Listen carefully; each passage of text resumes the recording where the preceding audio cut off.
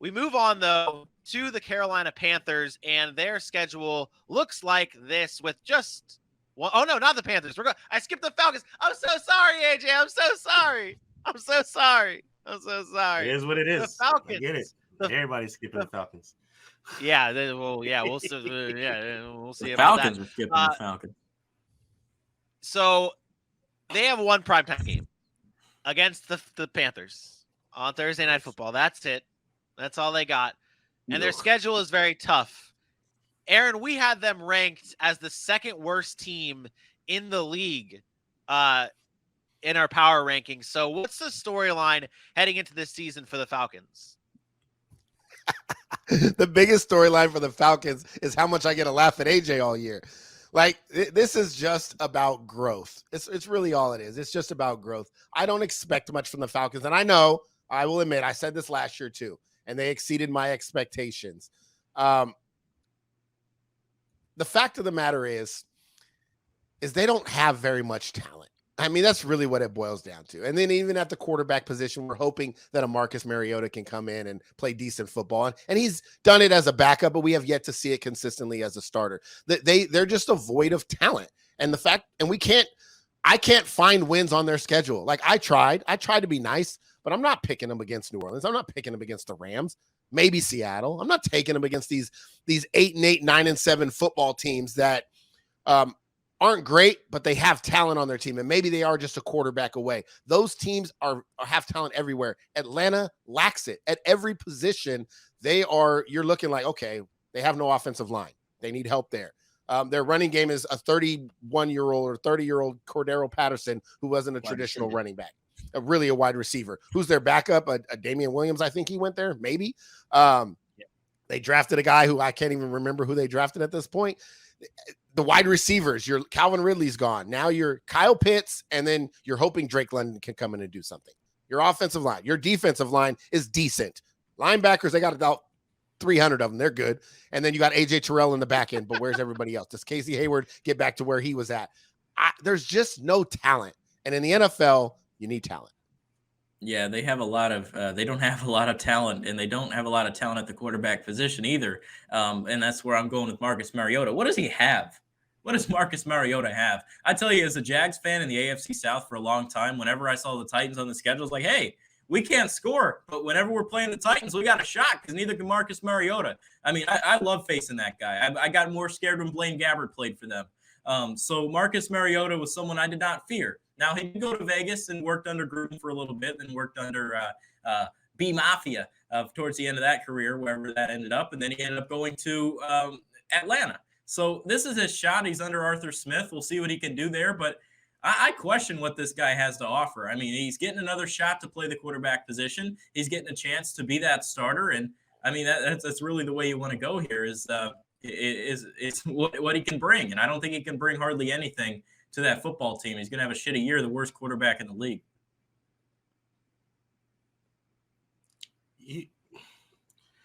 Vinny, you're so right about these young kids just saying things to stay it. Just drafting. The worst quarterback in the league.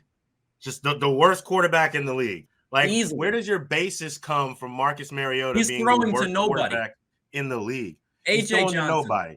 He's throwing to nobody.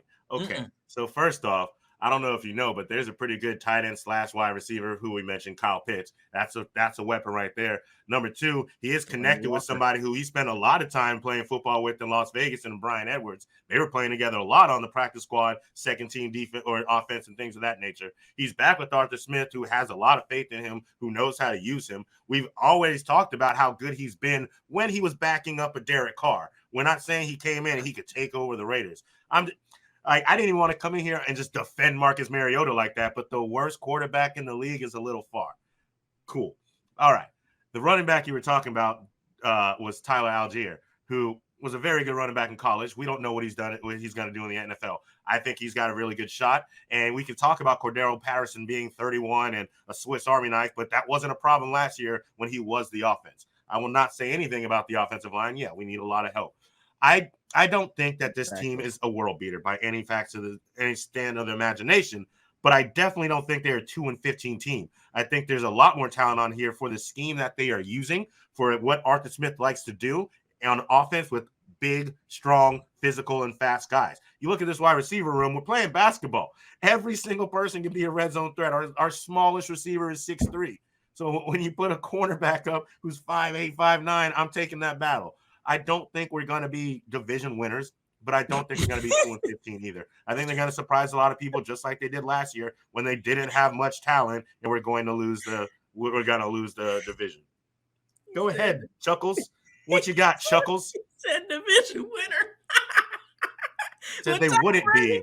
With Tom Brady in that division, they won't be division winners. That's for damn sure. Is that a bold take? Can I say that with your guys' consent? I mean, you look at this Marcus Mariota. You wonder where he's going to be bad. You avoided the offensive line. You're like, yeah, we know that's bad. You just threw that there. Yeah, let's say, yeah. Put this to the side. You got basketball players playing wide receiver. Well, good, because they're playing football. That's why Marcus Mariota is not going to be a damn good quarterback. He's going to be the worst in the league. His run game is questionable. I mean, they got 7 running backs. You bring in McWeapon. You bring in a couple other pieces on that. You draft Algier. I get that. You have a wide receiver playing running back. You got all these nice things. Kyle Pitts is a wide receiver playing tight end. They don't know what the hell they're doing. They have no clue what the hell they're doing in Atlanta, and they're giving Marcus Mariota a shot. And I applaud them for that. You know why? Because he's going to shit a brick this year, and they can get who they want next year because maybe Ritter's not it either. You're incorrect. Honestly. So my actual storyline, though, before you started spewing all that bull out of your mouth, my actual storyline was how long this QB battle is going to go. Because I actually do think Desmond Ridder is going to probably overtake Mariota at some point in time. But still, to say the worst QB in the league was a little too far. There's a stretch there. Dylan did make a statement that was a little too far. Marcus Mariota is not the worst quarterback in football. He's actually had over a 500 record. The last 3 years he was a starter, he was 24-19 as a starter. Wasn't terrible, but he wasn't great by any of the stretch of imagination. The funny part for me was when AJ said they got a bunch of red zone threats because they're all 6'3", 6'4". Newsflash, they're not going to be in the red zone, so it won't matter. Okay. They'll get sacked on third down. And that's cool. I'll sit back and just Dylan, real quick, Dylan, just to make Falcons fans mad, because you're gonna get the hate. You are going to get shat on in the YouTube comments by all 10 Atlanta Falcons fans. Rise up. My goodness, the disrespect. Lord of mercy. They're all AJ's burner. They're all AJ's burner accounts. What is a burner account? J.A. Watson.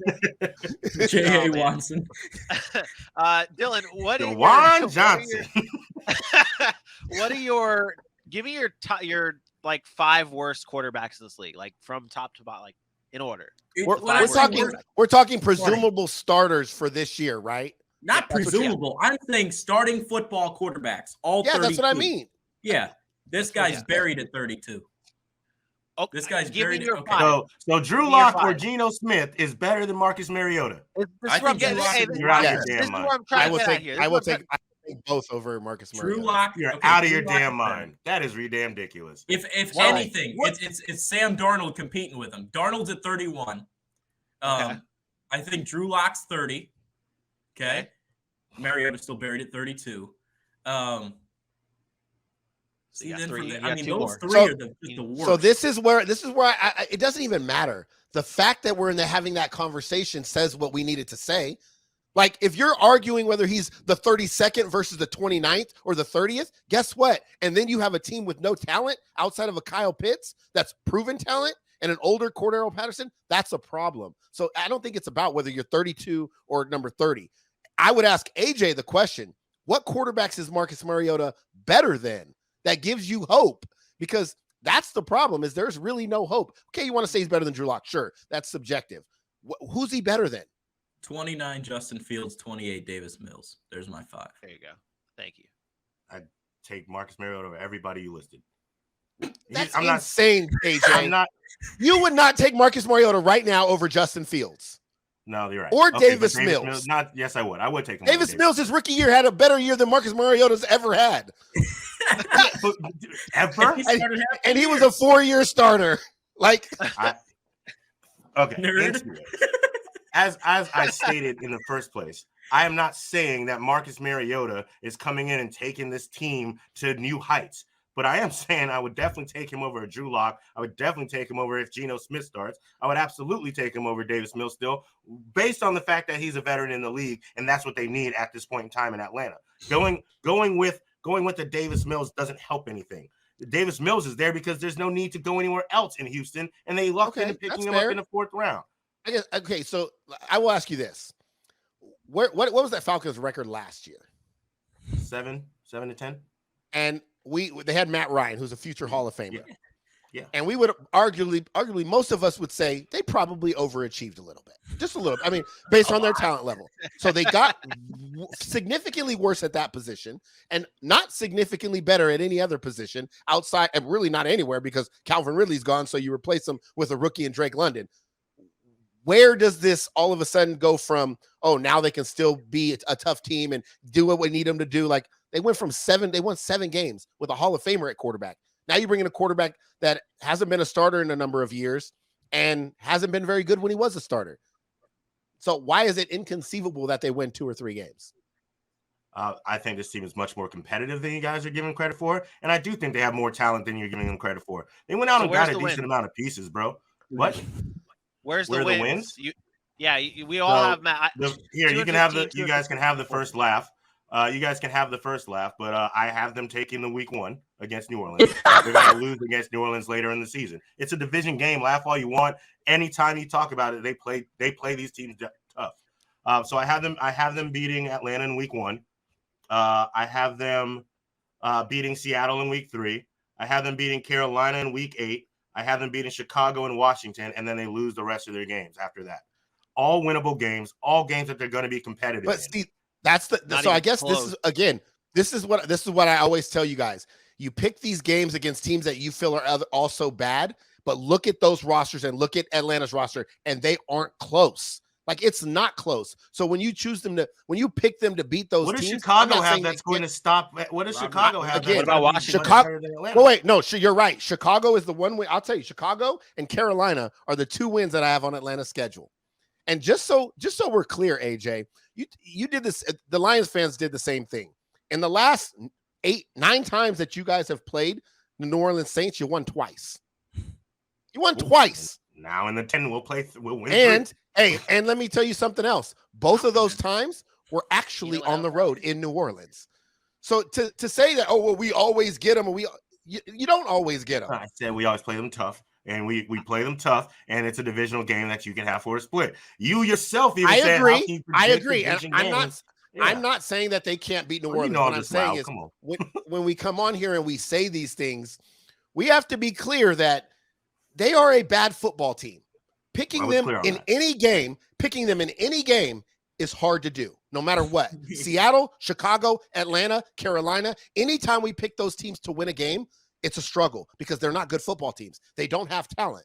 So that's all we're saying by saying they're 2-15. It's saying, hey, this team is not a very good football team. If they go on to win 5 games, guess who they are? They're the Texans of last year. Congratulations. They're still a bad football team.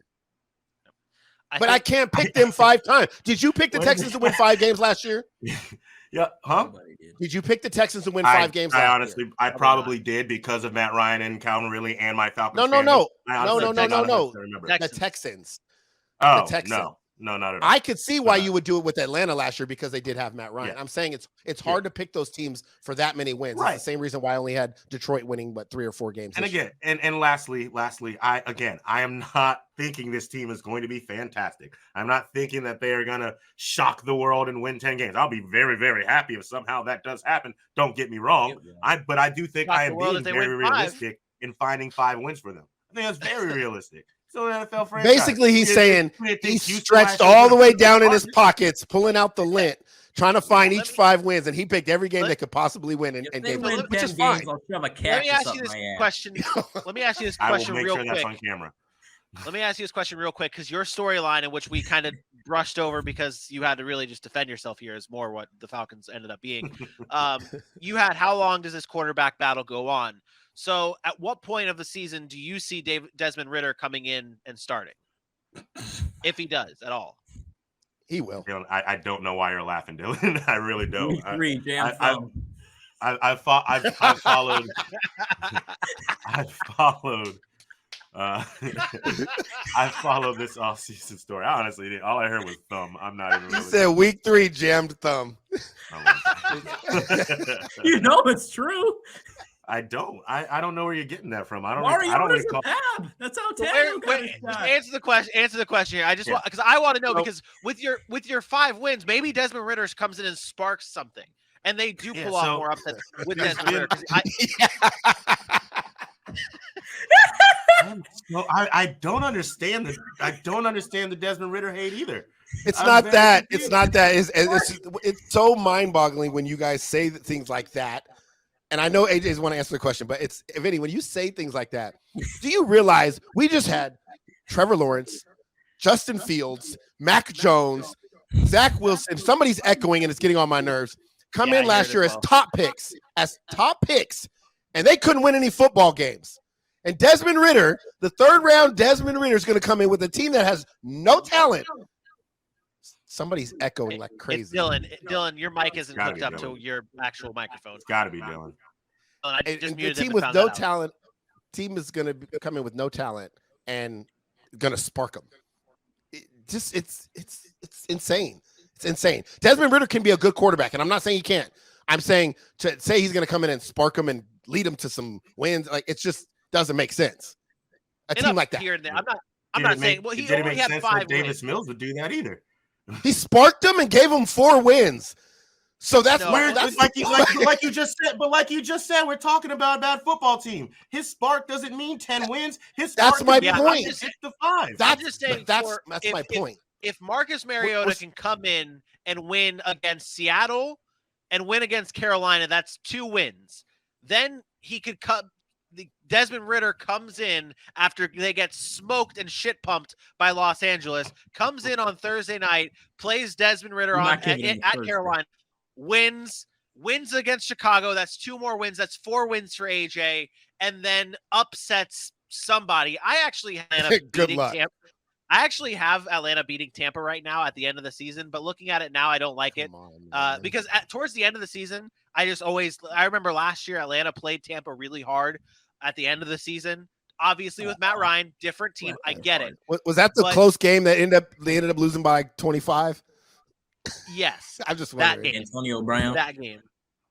But what I'm saying is, I was just trying to get like a layout of maybe Desmond Ritter comes in and finds some win, because our job is also to talk to more than just the fans, the AJ fan, the fans of Atlanta, and what they want to probably hear about is Desmond Ritter.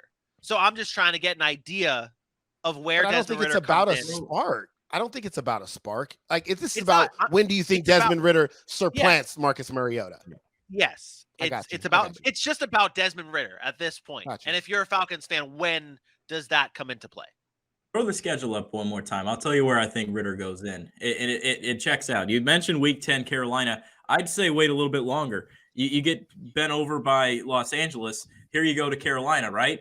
Don't play him here. Give him all the time in the world to prepare for his first NFL start against Chicago, because you get that longer week after a Thursday night. That's where I think he could go in if it's not by injury. I think that's the spot too. You have to do it before. I didn't hate the Carolina rule because you got to do it before that final stretch, because that final stretch is brutal. You're not starting him. If you haven't put him in by that week, I think it was like 13 or 14 game. Yeah.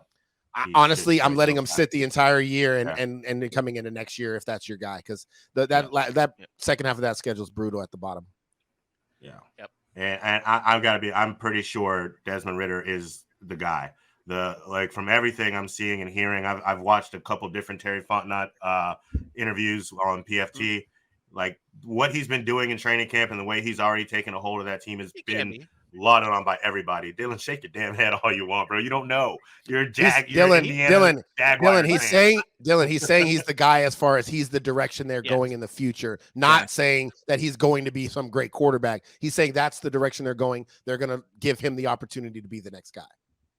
The third-round quarterback. I mean, we get the league is QB happy, and everybody wants these QBs to go in the first round. And if they don't, they have to be trashed. But that's just not facts. Like, a third-round pick, we're talking about a second-night draft pick in the top 3 rounds. That is very serious draft stock.